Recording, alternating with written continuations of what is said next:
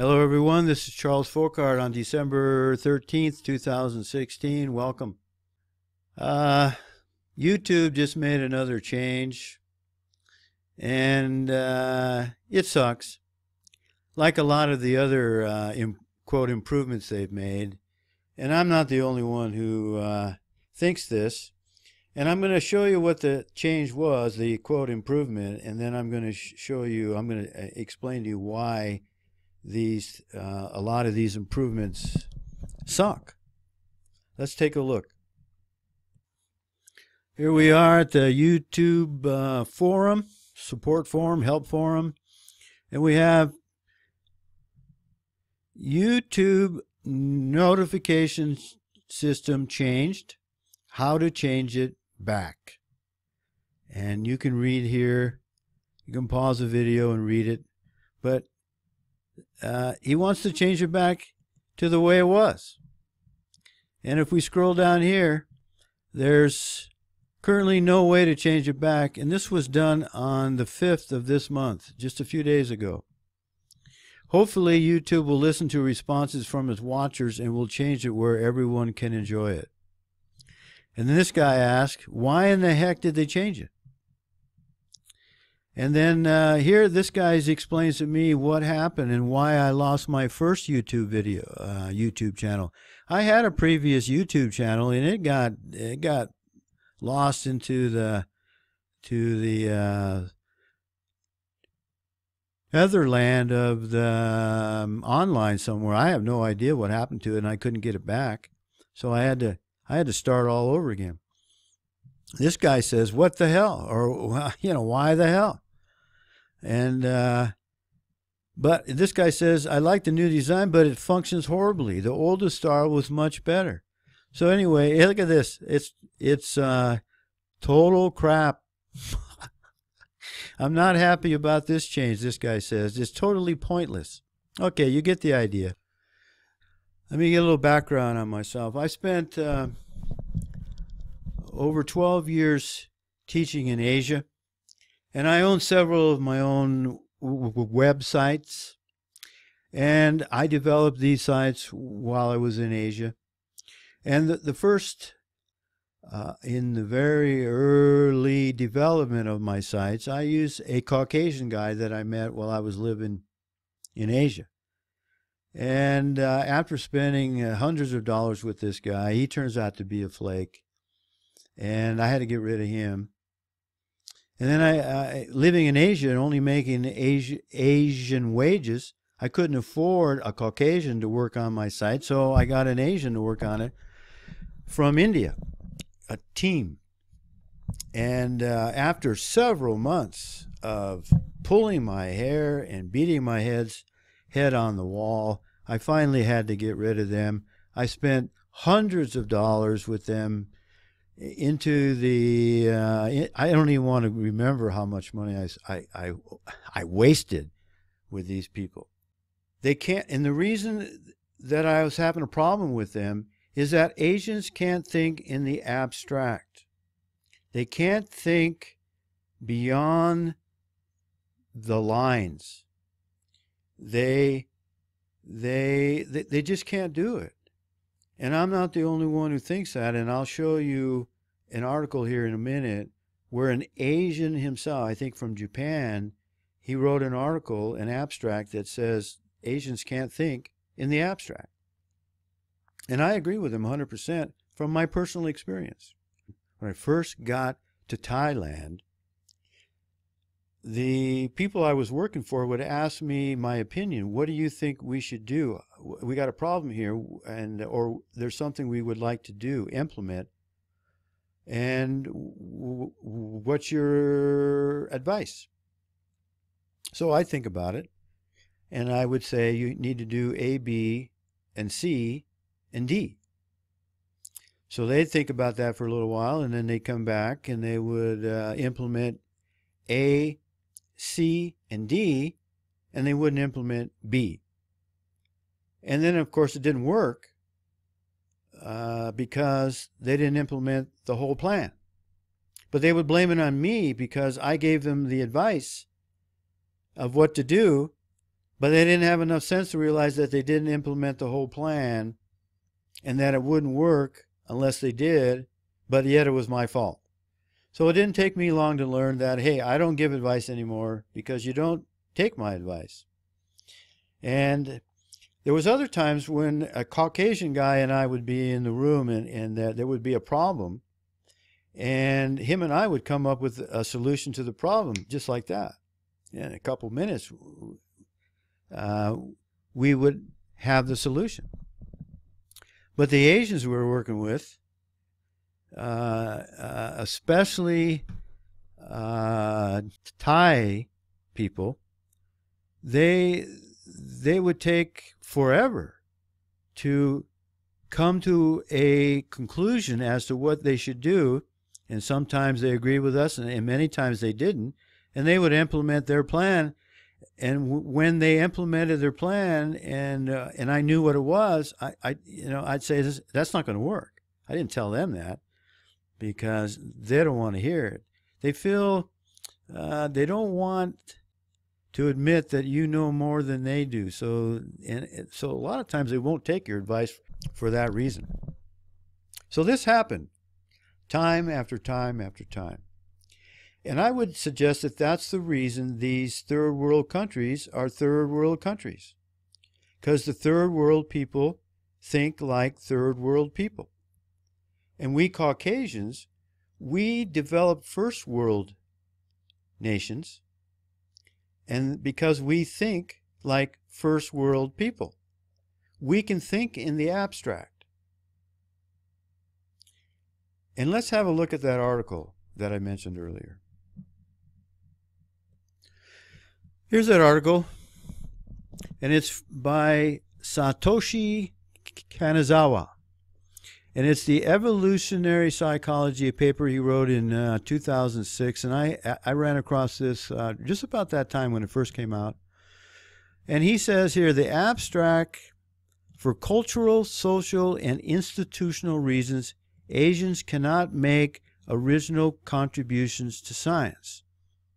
Now, this is an Asian speaking here. This is not me. This is not a Caucasian being a racist. He says, I believe that its future, the future of science, will continue to be in the United States and Europe. And he says Asians can't think. What he means is Asians can't think in the abstract. And they certainly cannot think outside the box. I don't like that term, but there it is. Miller is correct to point out that East Asians have slightly higher mean IQs than Europeans. However, East Asians have not been able to make creative use of their intelligence. While they are very good at absorbing existing knowledge via rote memory or adapt or modify existing technology, hence their engineering achievements, they have not been able to make original contributions to basic science. Table 1 presents revealing stats from the entire history of Nobel Prizes.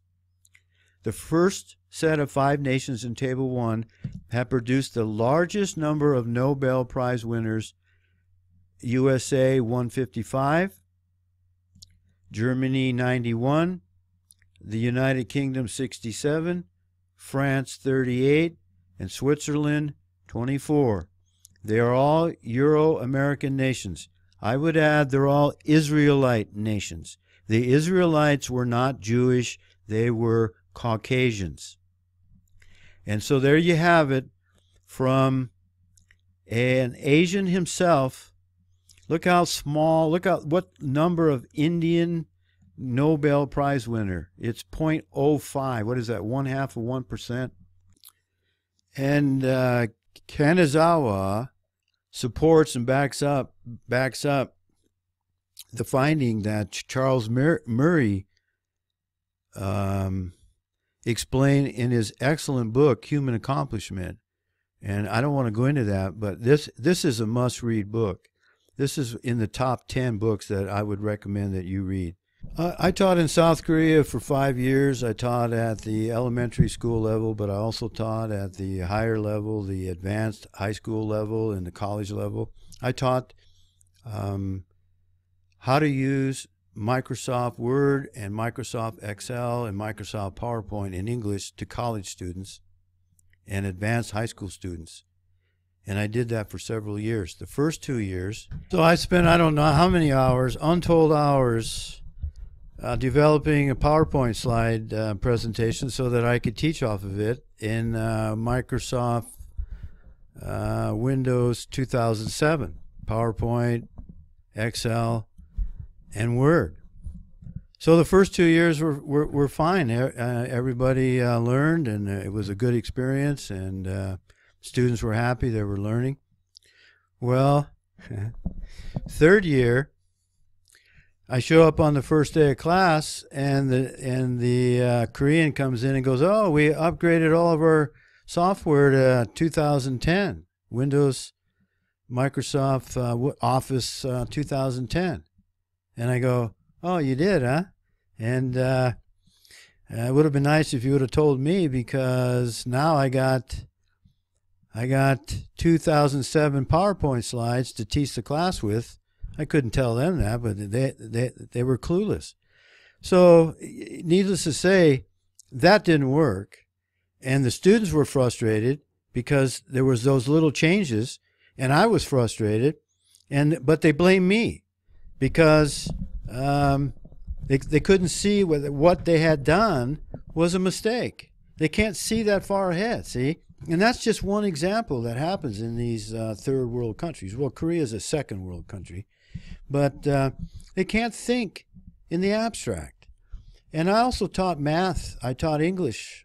I taught math and English in Korea to the same group of students. And they're very good at memory. They can remember, and they're very good at math as long as it's not abstract. And they'd get a little cocky in the classroom and thought they were pretty smart. And so I'd pull out a quiz, a word problem quiz, pop it on them. And boy, did they have trouble with that. I mean, it was fun watching them try to figure it out, and they'd all huddle together and talk with each other. And very few of them were able to answer all the questions correctly. So I had my fun in the classroom.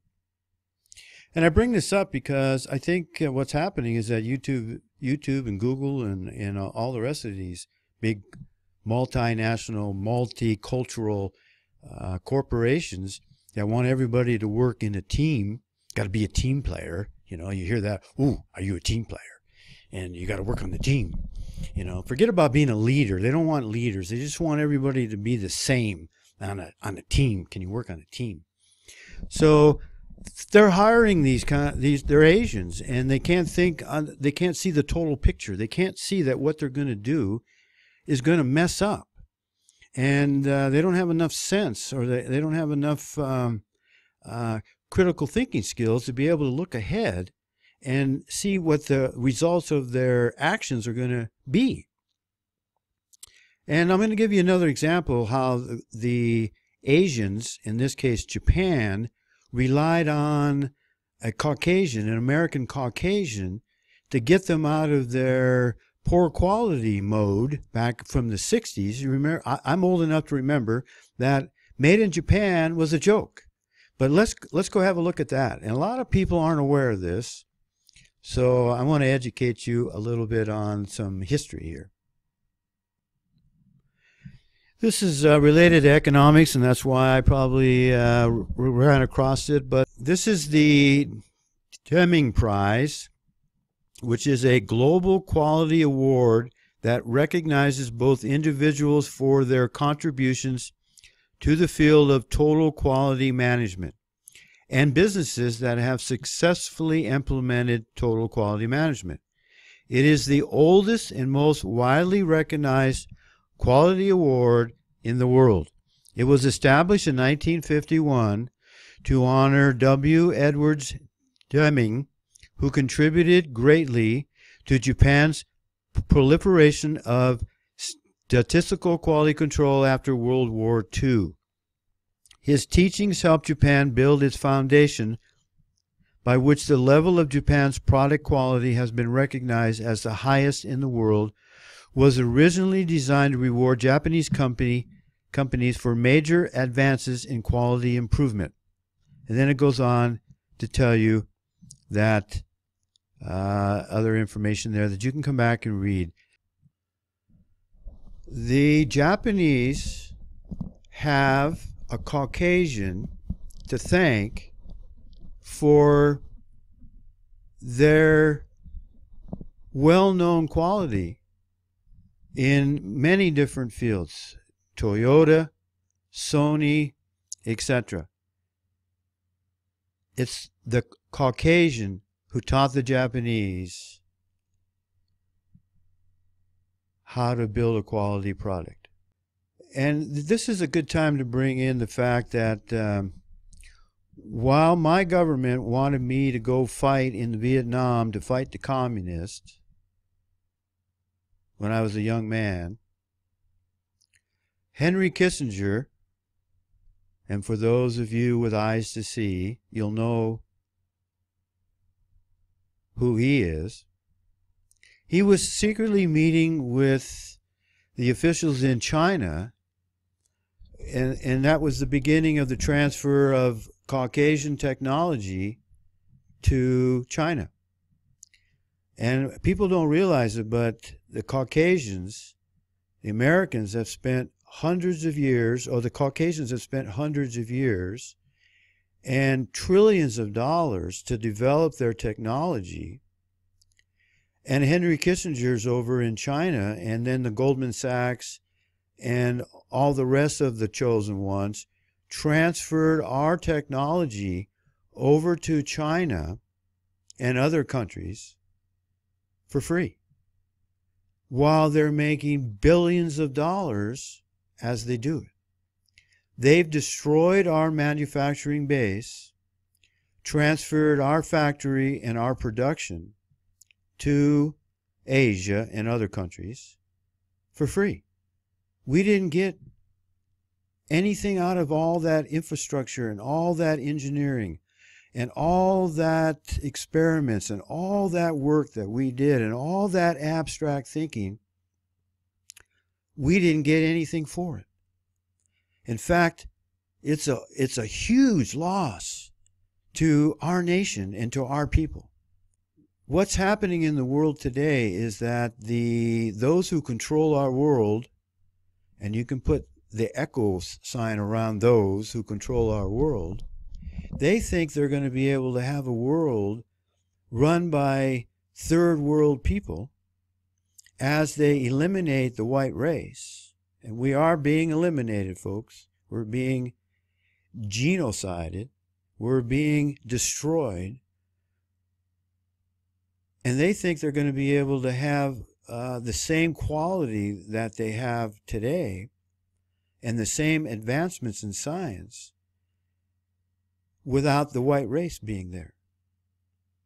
And if you people who think race mixing is a good idea, you're wrong.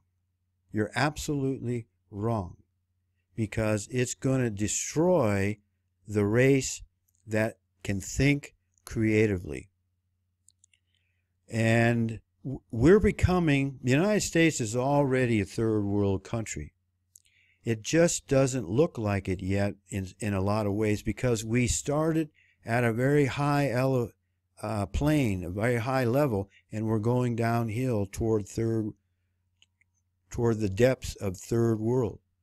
There's many places in our country already that are third world. Detroit is third world. My high school town, West Covina, California, in Southern California, is now 100% Mexican. Is now 100% mestizo. And it's a barrio of Mexico. And that's happening all over the country. Southern California, for example, is basically lost. And you're going to see it get worse and worse and worse. I just read where one of the cruise ships expects the white staff to train their replacements, non-white replacements, and they're going to lose their job. So the ship is going to be run by non-whites because they're going to save money. They're not going to save money, folks. You're not going to want to go on that ship, okay? Trust me, you're not going to want to go on that ship if the entire staff is non-white. They'll probably keep the captain and the higher, what do you call them? I don't know what you call the crew. The higher crew will be Caucasian, but and that's just one example. When the whole world becomes third world, your children are going to have to live in that third world. My children, your children are going to have to live in a third world, and you're not going to like it. And another point I want to make up, I want to keep this short, but even when you go to third world countries and you go on vacation, you're not seeing the country. You're seeing the best part of that country. And the reason you go to these places, Cancun, Cabo San Lucas, Cozumel, etc., is because white money has been used to improve those areas, and has been used. White money is coming into those particular parts of the third world, and our money, our spending in those countries, in those areas of that country, are what's causing the improvement. We are the ones who are funding the investment. I was in Belize once, and back in the 80s, and I went to, I hadn't gone to too many foreign countries yet, but I was in Belize City, and the Canadian government was putting in the sewer system in Belize City. And I thought to myself, well, how come the Belize people can't put in their own sewer system? And the reason is because they don't know how to do it. We have to go to these third world countries and do the improvements for them. And I had a fellow call me a white supremacist here not too long ago from Missoula, and I reminded him, well, why did you and your son go on a YWAM expedition down to some Central American country if we're all the same, if we're all equal? Why did you have to go down there and show them how to do it? Why aren't the Hondurans or wherever you were coming up here and showing us how to do it? And Americans are leaving the United States because it's become a third world country, and they're going to other third world countries because it's less expensive, because they don't have the infrastructure there. And as the infrastructure improves in these third world countries, it gets to where you can't afford to be there on your Social Security check, so they have to move to another third world country. I know I've been to I've been to over 25 third world countries. I understand what's going on.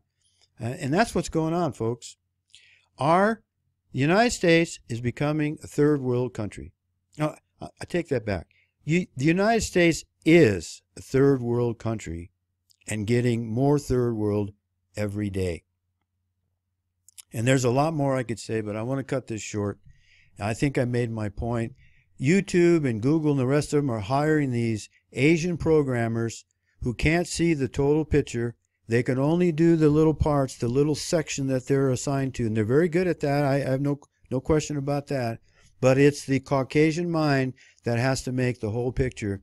And as they hire more and more non-Caucasian workers, programmers, software engineers, things are going to happen like it would just happen on YouTube, worse and worse. You're not going to want to live in the third world that is happening right before our eyes. Thank you for watching. I wish you the best. Embrace the love of the truth, and may God's grace be with you. See ya.